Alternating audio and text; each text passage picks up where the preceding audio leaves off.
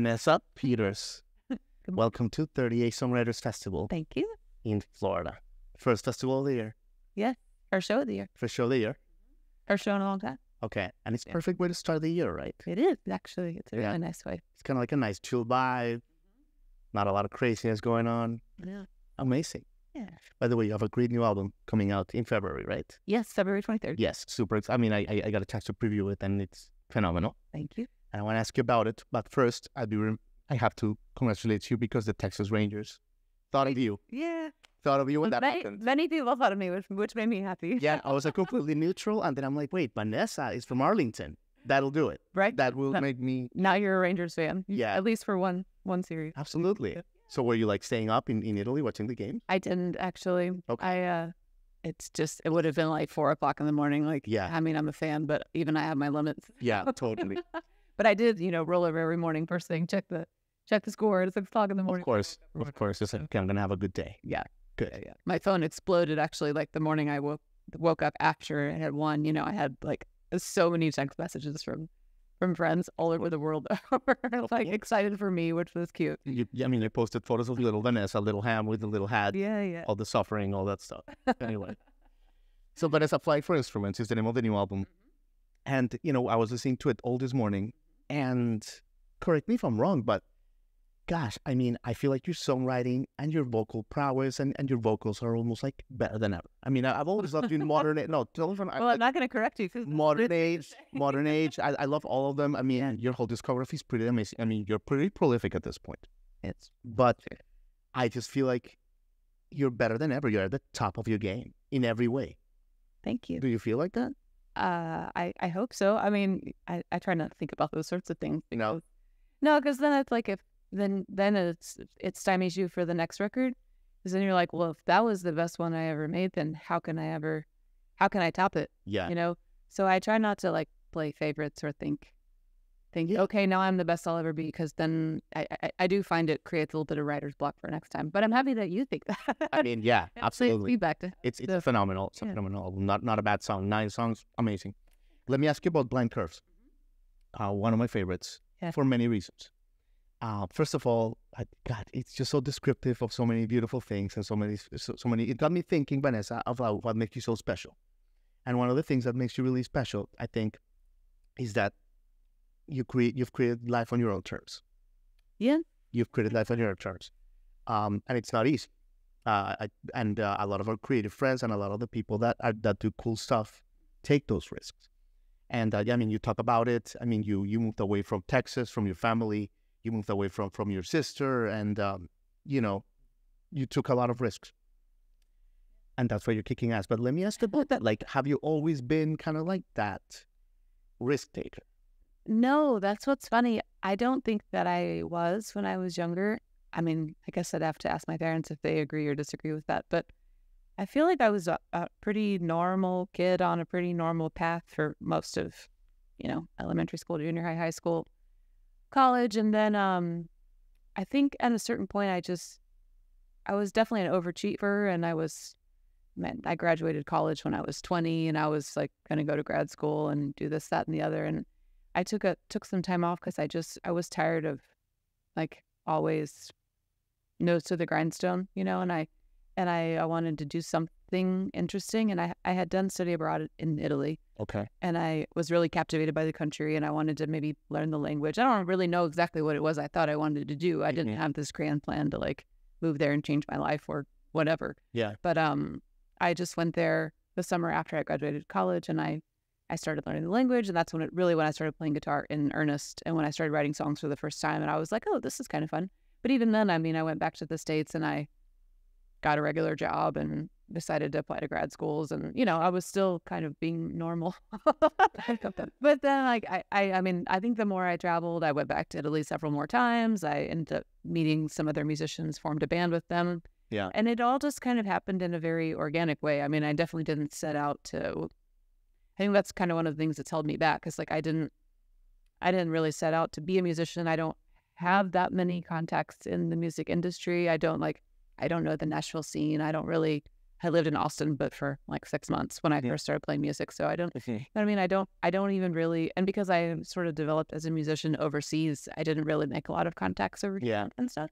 So I just kind of did it my own way, but, cause that was the only avenue available to me that I could see, you know?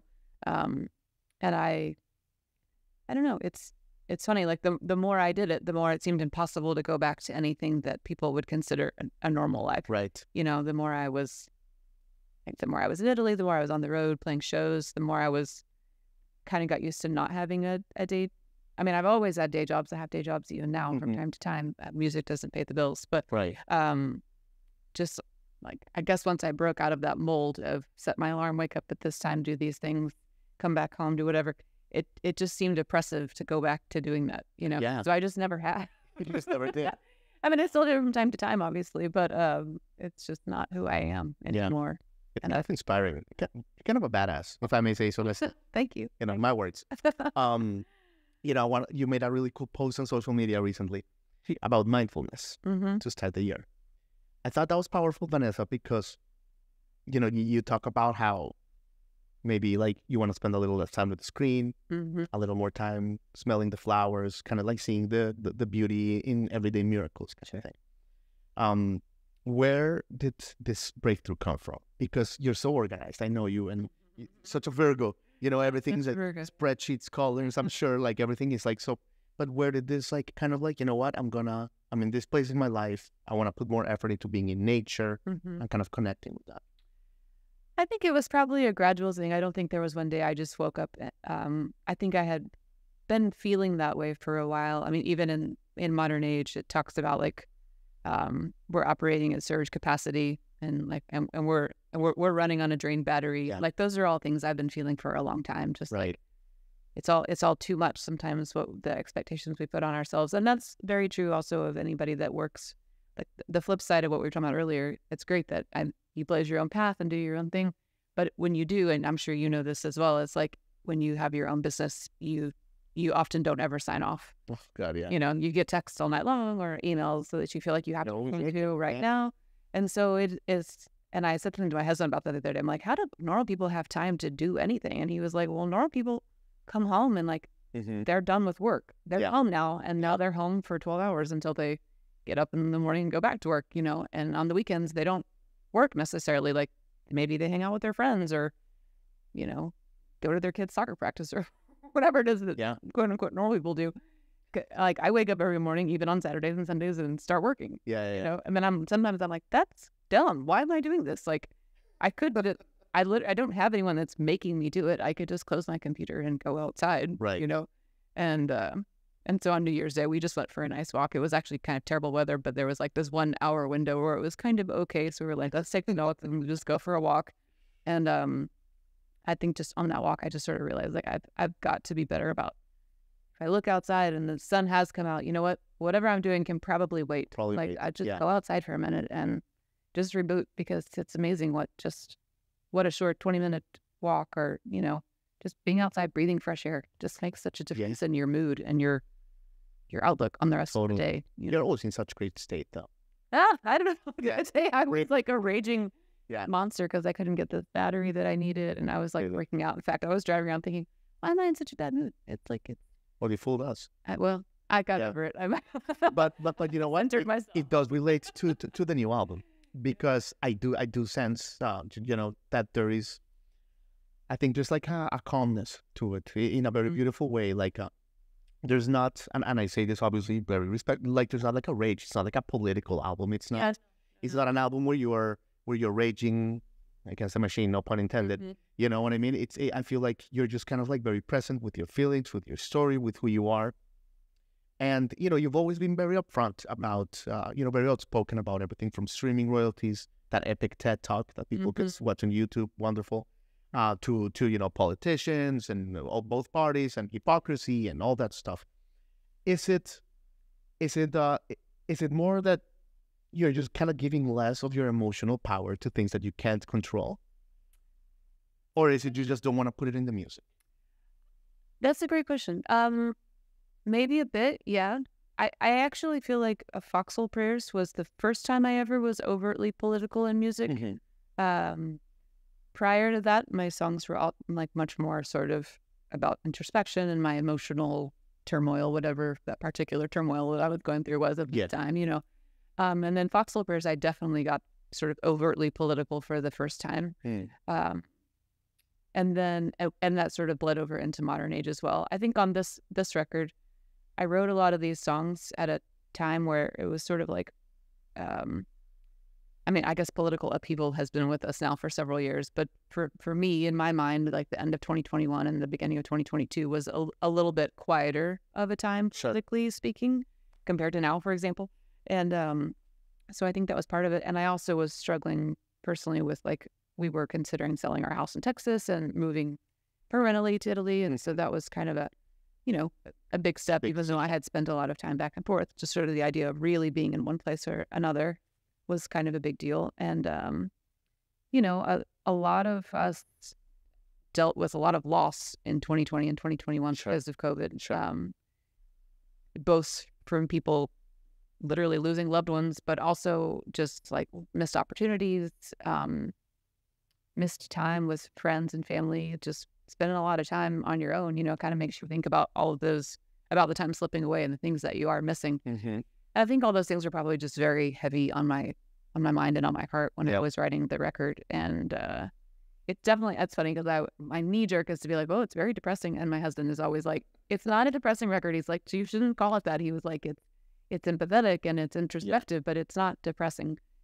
And I do think he's probably right. When I go back and listen to the songs, I'm like, it's not that they're depressing, but they are heavy because I was wrestling with a lot of heavy things. You know.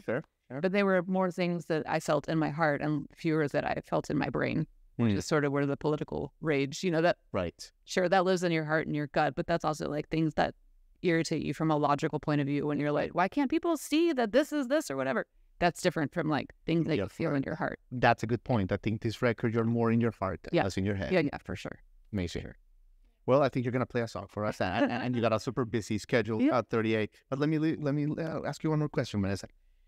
What was this thing about you had to trademark your name? Oh, like, oh my God. We're allowed to curse on your... Absolutely. Like, what? Fucking bullshit. What was... I talk about things that are living your rage pit in your... We just said you're mindful, and I was like, okay. Like, give us My mindfulness is... Well, I mean, so it's still ongoing. I don't know. Basically, this is a thing that...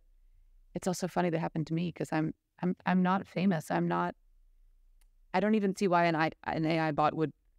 Whatever, whoever writes these scripts, it's hard for me to understand why they would target me from anybody else. But anyway, it's a great name, Vanessa Peters. Is it? I guess. Yeah, it's a pretty cool name, if I may say so. The AI bot heard it and they were like, "We just want to be a part of this."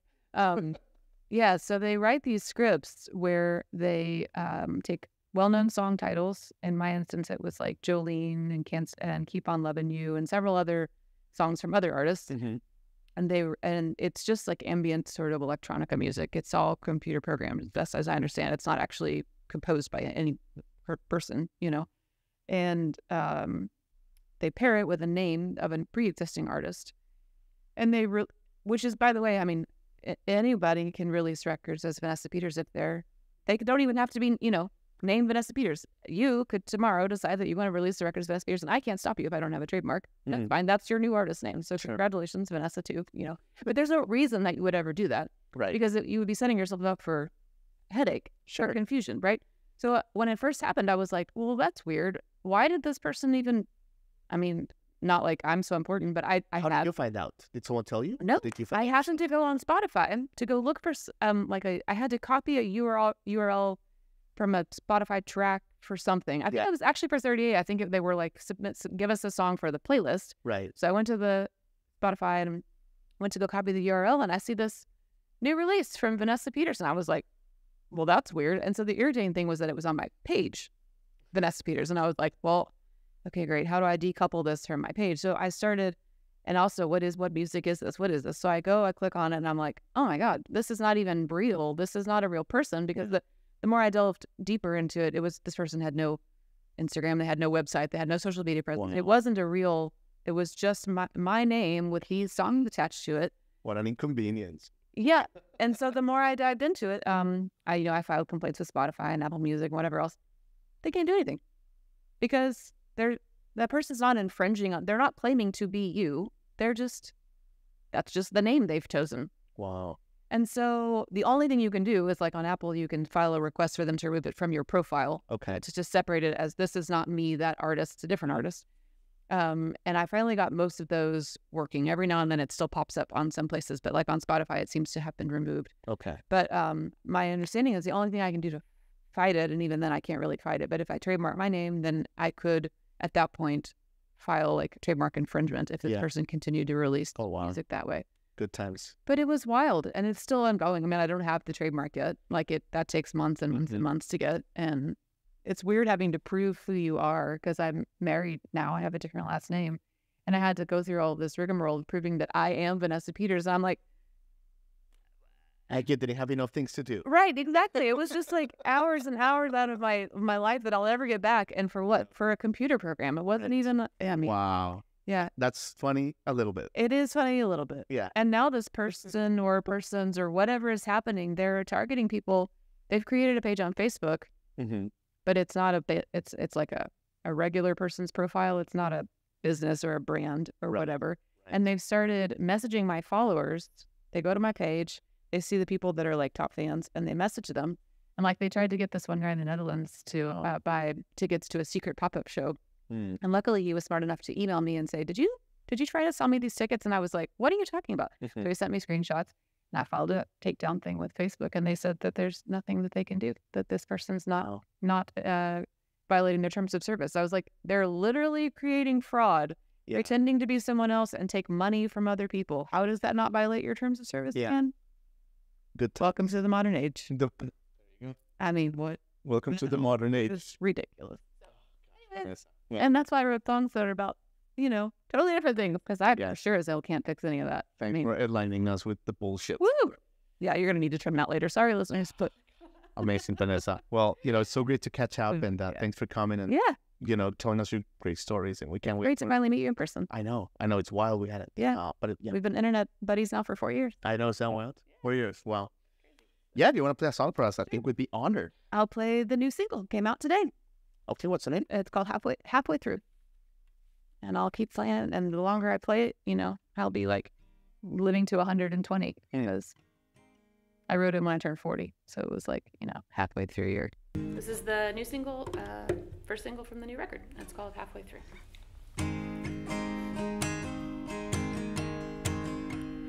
How much time did I waste? Missing a person or a place when I was never really good, 'cause I was always hanging on, stuck somewhere off in the past, trying to make some feeling last, when I should really let it go. You think by now I'd know. I'm about halfway through this thing, but still trying to figure out what to carry, what to leave behind, and what I can do without.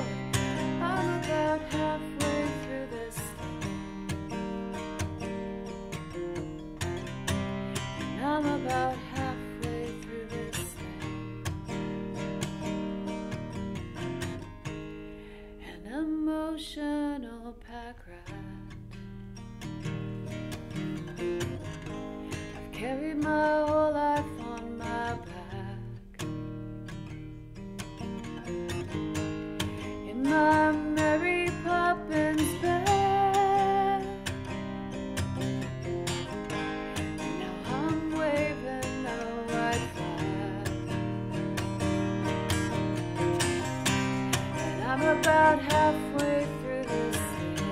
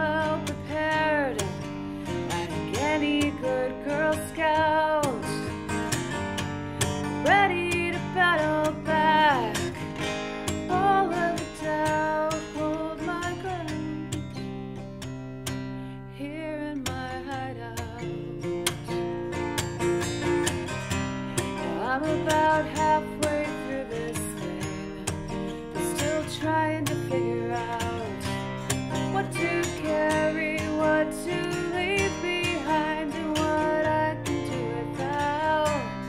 I'm about halfway through this thing, and I'm about halfway through this thing. Still learning as I go.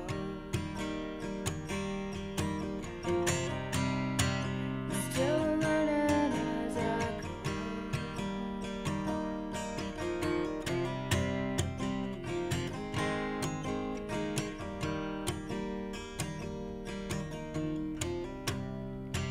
Still learning as I go.